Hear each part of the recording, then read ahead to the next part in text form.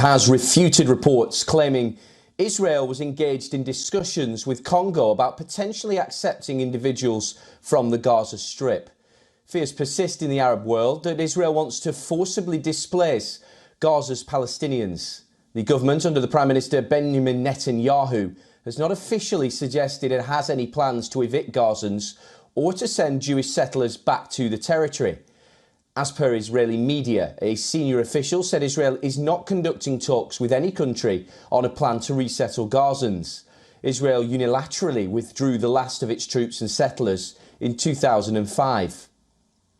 The 2005 move ended a presence inside Gaza that began in 1967, but Israel has maintained near complete control over the enclave's borders. The US State Department recently singled out two far-right Israeli ministers who have been pushing to resettle Palestinians outside Gaza. Washington dubbed the Israeli minister's remarks as inflammatory and irresponsible rhetoric. On Monday, Israel's firebrand National Security Minister Itamar Ben-Gvir said, and I quote, "We must promote a solution to encourage the emigration of Gaza's residents." The government under Prime Minister Benjamin Netanyahu has not officially suggested it has any plans to evict Gazans or to send Jewish settlers back to the territory. But Ben-Gvir argued that the departure of Palestinians and the re-establishment of Israeli settlements is correct, just, moral and a humane solution. Ben-Gvir's remarks came a day after the far-right finance minister Bezalel Smotrich also called for the return of settlers to Gaza. The minister said Israel should encourage the territory's approximately 2.4 million Palestinians to leave. Smotrich said that for Israel to control the territory militarily for a long time needs a civilian presence. Both Ben-Gvir and Smotrich live in settlements in the West Bank, considered illegal under international law.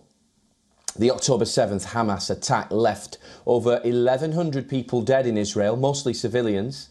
As per Gaza officials, Israel's ongoing offensive aimed at destroying Hamas has killed more than 22,000 people in Gaza, mostly women and children. With heavy combat raging on, the United Nations says 85% of people in the besieged Gaza Strip have been internally displaced. For Palestinians, the war has revived memories of their greatest trauma. Hundreds of thousands of people fled or were forced from their homes during the fighting surrounding Israel's creation in 1948.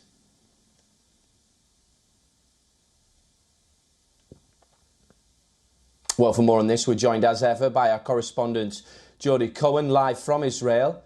Jodie, I hope you're doing well. Let's start off with those blasts in Lebanon and how you think it might impact the hostage release negotiations.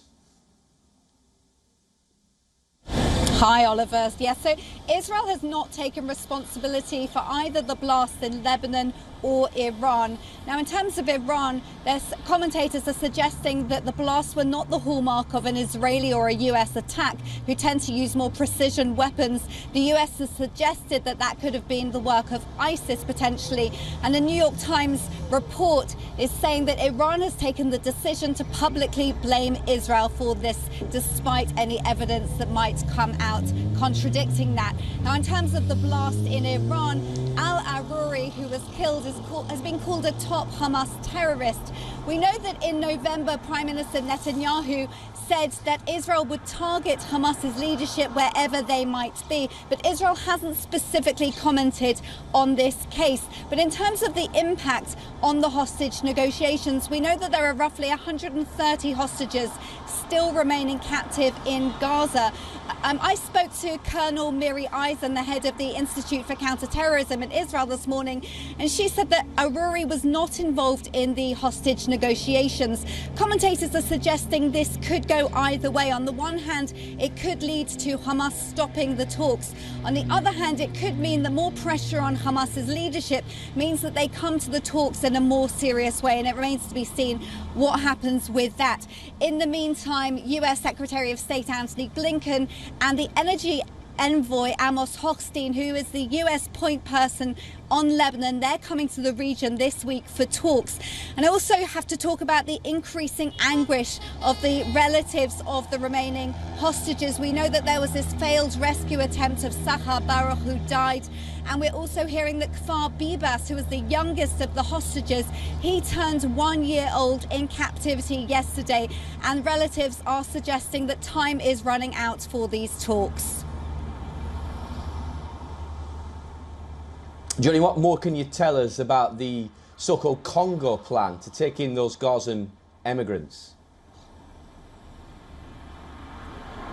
Right, so this came from a media report that suggested that Israeli officials were in talks with some countries, such as the Congo, regarding taking in Gazan emigrants. And the thinking behind this, the report said, was that it could be better for those Gazans who want to leave while the fighting is going on, and because of Hamas's use of human shields.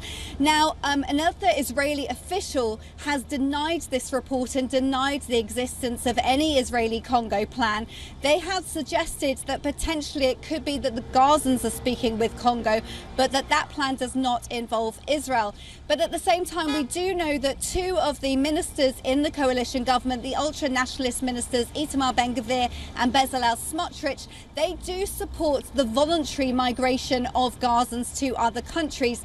But the Prime Minister's office has said multiple times in the past that this is a coalition government and individual ministers don't necessarily speak for the coalition as a whole. We've also seen some support for the idea amongst Republican candidates for the presidency, such as Nikki Haley. But the US State Department has condemned the idea. France and Germany have come out criticising Ben-Gvir and Smotrich for some of the statements they have made. And the Israeli government has made clear that they do not wish to occupy Gaza, do not wish to seek the forced displacements of the people from Gaza, and their goal is the security of Israeli people and Israel's borders.